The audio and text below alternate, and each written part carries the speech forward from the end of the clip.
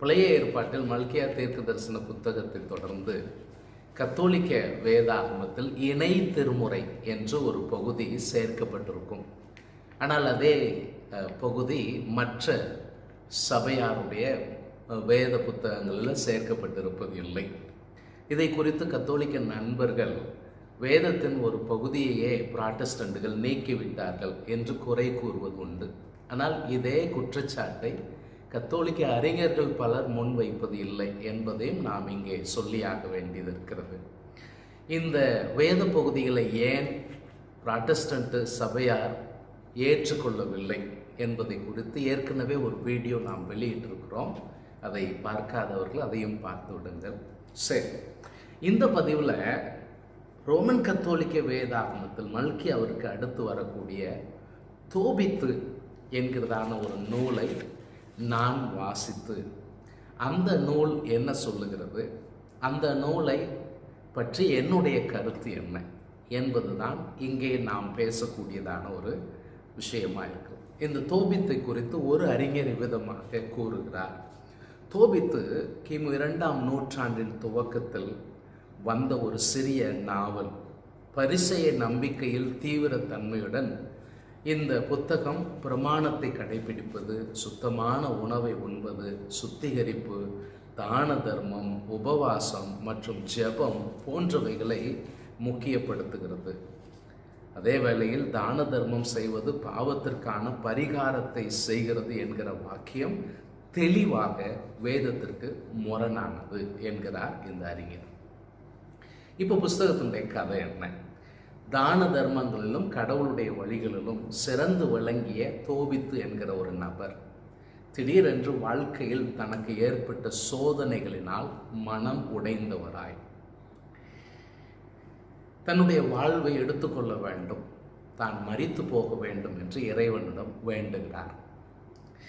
ஏன் அந்த நிலைமை வந்தது? அவர் வீட்டில் வெளியே ஒரு நாள் படுத்திருந்த பொழுது குருவிகளுடைய எச்சம் அவர் கண்ணில் பட்டு அவர் பார்வை இழக்கிறார்.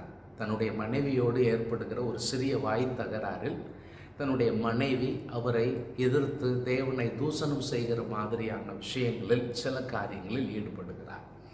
இதன் விளைவாகத்தான், ஆண்டவரே, நான் இப்படிப்பட்ட காரியங்களெல்லாம் கேட்க வேண்டுமா, நான் மரித்தால் நலமாக இருக்கும் என்று இவர் வேண்டுதல் செய்கிறார்.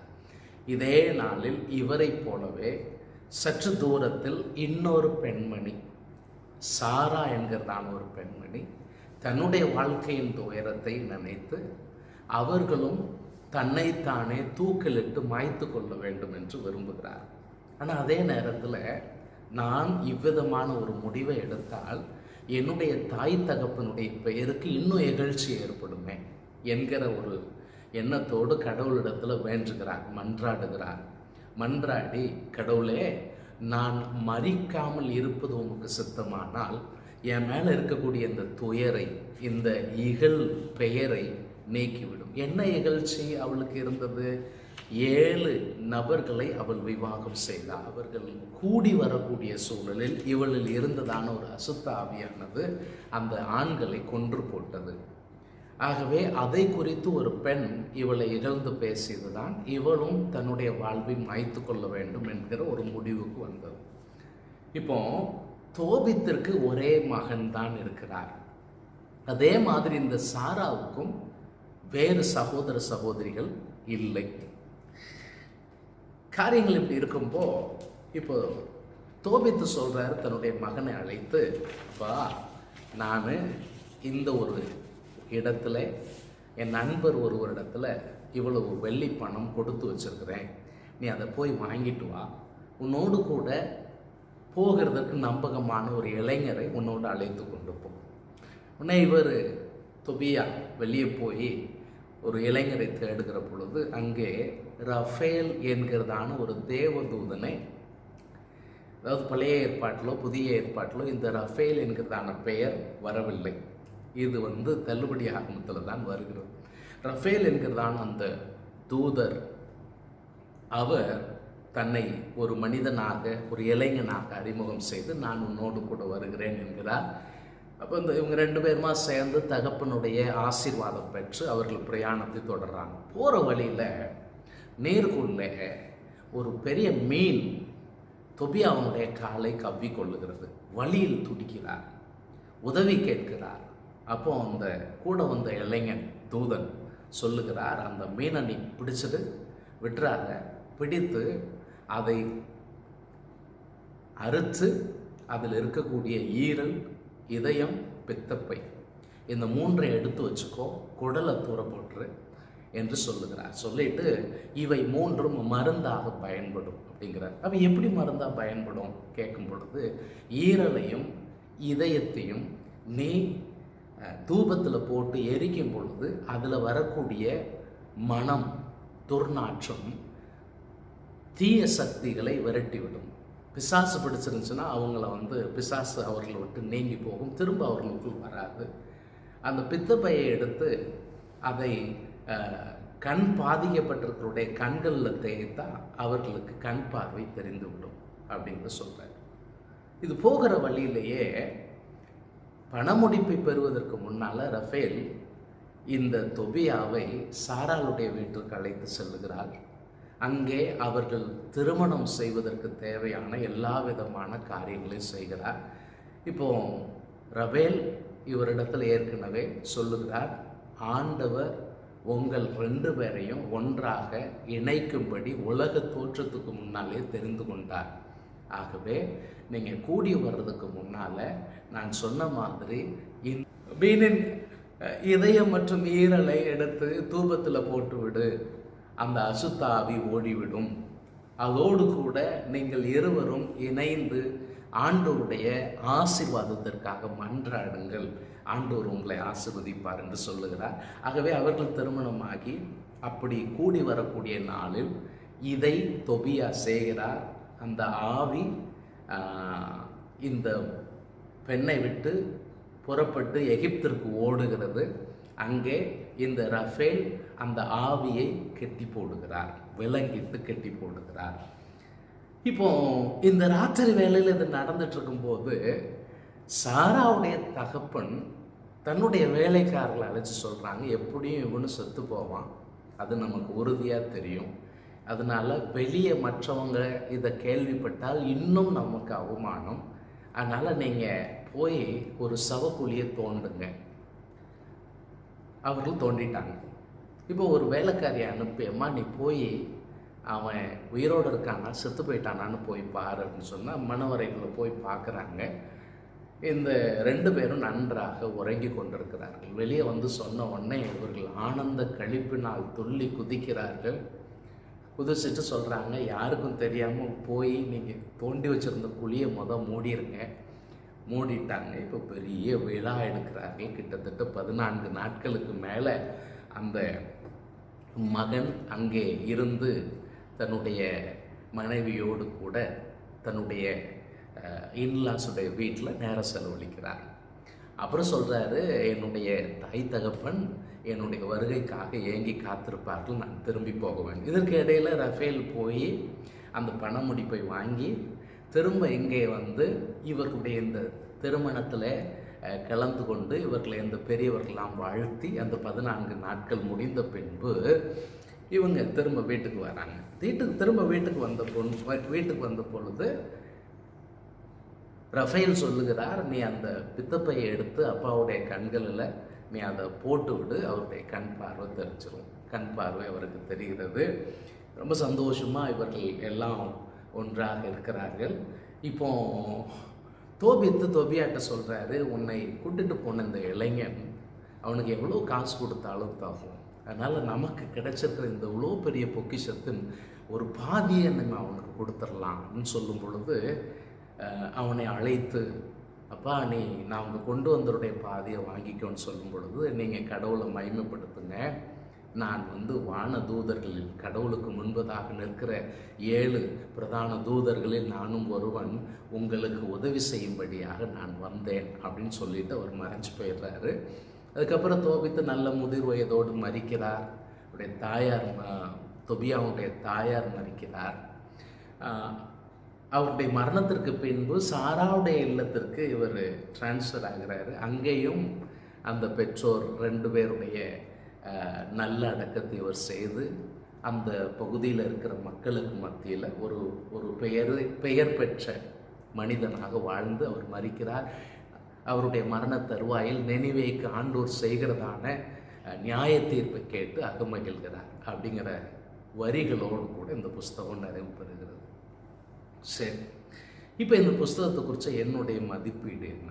நம்பர் 1, இதை நான் ஒரு நன்னெறி உள்ள ஒரு கதையாய் மட்டும்தான் பார்க்க முடிந்ததே ஒழிய வேதத்தில் இருக்கக்கூடிய மற்ற பழைய ஏற்பாட்டு புத்தகங்கள் ஒன்றாக இருப்பதை என்னால் ஏற்றுக்கொள்ள முடியல. ஏனைய புத்தகங்களுக்கு இருக்கக்கூடிய அதிகாரம் இந்த புத்தகத்திற்கு இருக்கிறது போன்ற ஒரு ஃபீல் இதை வாசிக்கும் பொழுது எனக்கு வரவில்லை. 2வது, இந்த புத்தகத்தில் சரித்திர பிழைகள் இருக்கிறது அப்படின்னு சொல்லப்பட்டாலும் அதை விட முக்கியமாக வேதம் அங்கீகரிக்காத சில கருத்துக்கள் இருக்கிறது. அதை நான் இங்கே சுட்டி காட்ட விரும்புகிறேன். முதல் விஷயம், தான தர்மத்தினுடைய மேன்மை. இந்த புத்தகத்தில் 4ஆம் அதிகாரம் 10வது வசனம் வாசிக்கிறேன். நீ செய்யும் தர்மம் உன்னை சாவிலிருந்து விடுவிக்கும், இருள் உலகில் செல்லாதவாறு காப்பாற்றும். இந்த வசனம் மனிதன் அற செயலால் மீட்பு பெறுவான் என்கிற ஒரு தொனியில் வருகிறது. ஆனால் வேதாகமும் அதை அங்கீகரிக்கிறதில்லை. கிருபையினாலே விசுவாசத்தை கொண்டு ரட்சிக்கப்பட்டீர்கள், இது உங்களால் உண்டானது அல்ல, இது தேவனுடைய ஈவு, ஒருவனும் மேன்மை பாராட்டாதபடிக்கு இது கிரியைகளினால் உண்டானது அல்ல என்கிறார் பவுல். மீட்பு பெற்றவர்கள் நற்செயல்கள் செய்வார்கள், ஆனால் நற்செயலே ஒரு மனிதனை மீட்பிற்கு நேராக வழி நடத்தாது என்பதுதான் வேதத்தினுடைய சத்தியம். 2வது பிரச்சனை, பேயை துரத்த சுகமாக்க மீனுடைய மாம்சத்தை பயன்படுத்தியது. இப்போ தொபியாவினிடத்தில் இந்த ரஃபேல் சொன்ன ஆலோசனை எனக்கு ரொம்ப வியப்பாகவும் ஆச்சரியமாகவும் வினோதமாகவும் இருக்கிறது. ஏன் அந்த மீனுக்குள்ள இருந்ததான இதயமும் ஈரலும் மருந்தாக எப்படி பயன்படும்? 6ஆம் அதிகாரம் 7வது வசனத்தில் சொல்கிறாங்க, பேயாவது தீய ஆவியாவது பிடித்திருக்கும் ஒருவர் முன் மீனின் இதயத்தையும் ஈரலையும் புகையச் செய்தால் அவர்கள் முற்றிலும் நலம் பெறுவார்கள், இனி ஒருபோதும் அது அவர்களை அண்டாது. வெண்புள்ளிகள் உள்ள மனிதரின் கண்களில் பித்தப்பையை தடவி ஊதினால் அவர்கள் பார்வை பெறுவார்கள். இதே மாதிரி தான் 8ஆம் அதிகாரம் 3வது வசனத்தில் மீனிலிருந்து கிளம்பிய தீய நாற்றம் பேயை தாக்கவே அது பறந்து எகிப்திற்கு ஓடி போயிற்று, ரஃபேல் அதை விரட்டி சென்று கட்டி விளங்கிட்டார் அப்படின்னு வருது. என்னால் இந்த நடைமுறையை வேதத்தின் மற்ற பகுதிகளோடு ஒப்பிட்டு பார்த்து ஏற்க இயலவில்லை.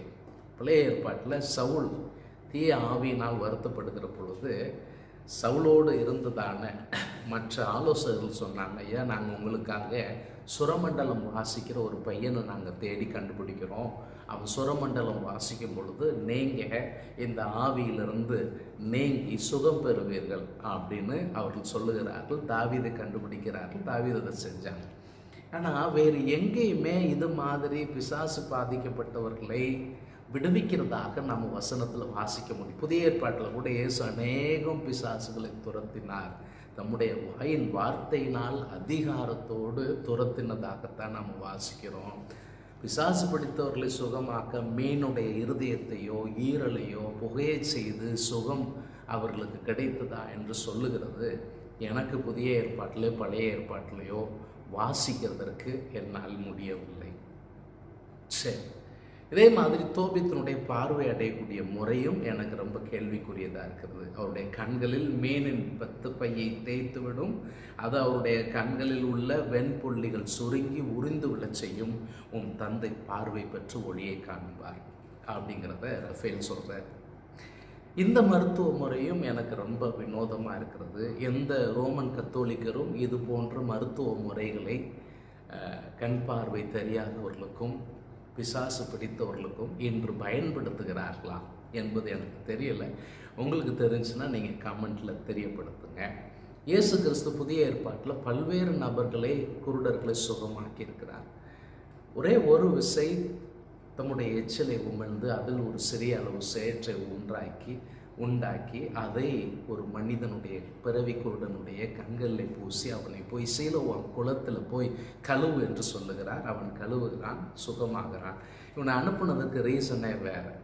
என்னன்னு சொன்னால், ஓய்வு நாளில் வேலை செய்கிறாய் என்கிறதான ஒரு பிரச்சனை வரும்.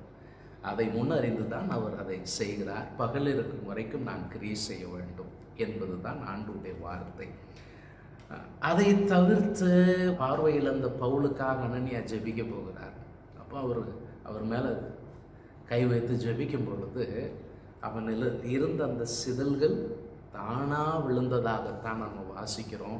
ஆனால் வேறு ஏதாவது இந்த மாதிரி வினோதமான மருத்துவ முறைகள் பயன்படுத்தப்பட்டதாக நமக்கு வேதத்தில் வாசிக்க முடியல. இது 2வது பிரச்சனை. 3வது நான் பார்க்குற பிரச்சனை தூதருடைய புகழ்பாடு. இந்த புத்தகத்தில் என்னால் ஏற்றுக்கொள்ள முடியாத காரியம் எதுவும் இந்த தொபியாவுடைய வாழ்த்து பாடல். அவர் பார்வையை திரும்ப பெற்ற உடனே தொபியா இவ்விதமாக கடவுளை வாழ்த்துகிறார். 11ஆம் அதிகாரம் 14வது வசனம். கடவுள் போற்றி, அவரது மாபெரும் பெயர் போற்றி. இதுவரைக்கும் எனக்கு ஓகே.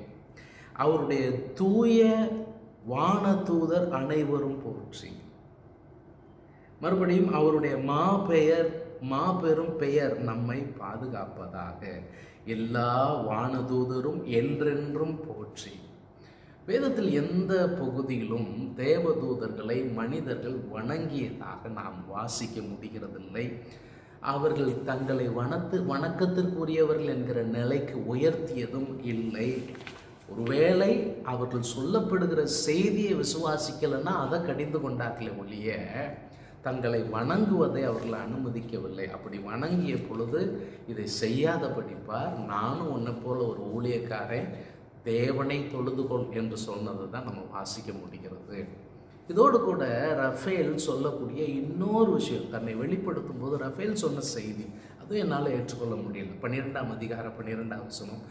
நீரும் தோபித்தை பார்த்து பேசுகிறார். நீரும் சாராவும் மன்றாடிய போது நான் தான் உங்கள் வேண்டுதல்களை எடுத்து சென்று ஆண்டவரின் மாட்சி மிகு திருமுன் ஒப்படைத்தேன். இறந்தோரை நீர் புதைத்து வந்த போதும் நான் அவ்வாறே செய்தேன். இதுவும் எனக்கு ரொம்ப கஷ்டமாக இருக்கு. ஏன் தேவனிடத்தில் சிலர் செய்யக்கூடிய மன்றாட்டை தேவதூதர் எடுத்து சென்று தேவனிடத்தில் சொல்லுவார்கள் என்றால் தேவன் சர்வ ஞானி இல்லையா என்கிற ஒரு கேள்வி இயல்பாக தோன்றுகிறது. அதோடு கூட ஒரே நாளில் 2 நபர்கள் 2 இடத்துல ஜெபிக்கக்கூடிய அந்த ஜெபங்களை இவரே எடுத்துட்டு போனதா சொல்லியிருக்கிறது. அதுவும் எனக்கு கேள்வியாக இருக்கு. ஏன்னு சொன்னால் தேவன் சர்வ வியாபி, அவர் எங்கும் வியாபித்திருக்கிறவர், அவர் எங்கும் எல்லாவற்றையும் அறிகிறவராக இருக்கிறார், எங்கும் அவருடைய பிரசன்னம் இருக்கிறது. ஆனால் தேவதூதர்கள் அப்படிப்பட்டவங்க கிடையாது. தேவதூதர்களுக்கு வல்லமை இருக்கிறது, ஆனால் அவர்கள் ஒரு நேரத்தில் ஒரு இடத்துல தான் இருக்க முடியும் அப்படிங்கிறது நமக்கு வேதத்தில் சொல்லப்பட்டிருக்கிறது.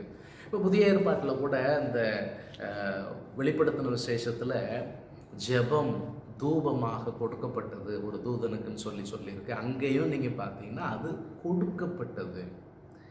அவன் எடுத்துகிட்டு போகல, அவனுக்கு கொடுக்கப்பட்டது. இதை நம்ம மறுக்க முடியாது. ஆகவே இந்த விஷயமும் என்னால் ஏற்றுக்கொள்ள முடியவில்லை. அப்போ இந்த புஸ்தகத்தினுடைய கதையெல்லாம் நம்ம பார்க்கும் பொழுது ஏதோ ஒரு யூத பக்தி மார்க்கத்தில் வாழ்ந்த ஒரு நபருடைய ஒரு நன்னெறி கதையாக வேணால் இதை நான் எடுத்துக்கலாம் ஒழிய பழைய ஏற்பாட்டில் அங்கீகரிக்கப்பட்ட அதிகாரம் பெற்ற புத்தகங்களோடு ஒரு புத்தகமாக இதை என்னால் ஏற்றுக்கொள்ள முடியவில்லை. ஆகவே தான் இதை சீர்திருத்த சபையார் தங்களுடைய வேதாகம புத்தகங்களில் சேர்த்து கொள்ளவில்லை என்பதை நான் மனப்பூர்வமாக உறுதியாக நம்புகிறேன். நீங்கள் என்ன நினைக்கிறீங்க? உங்கள் கருத்துக்களை தெரியப்படுத்துங்கள். God bless you.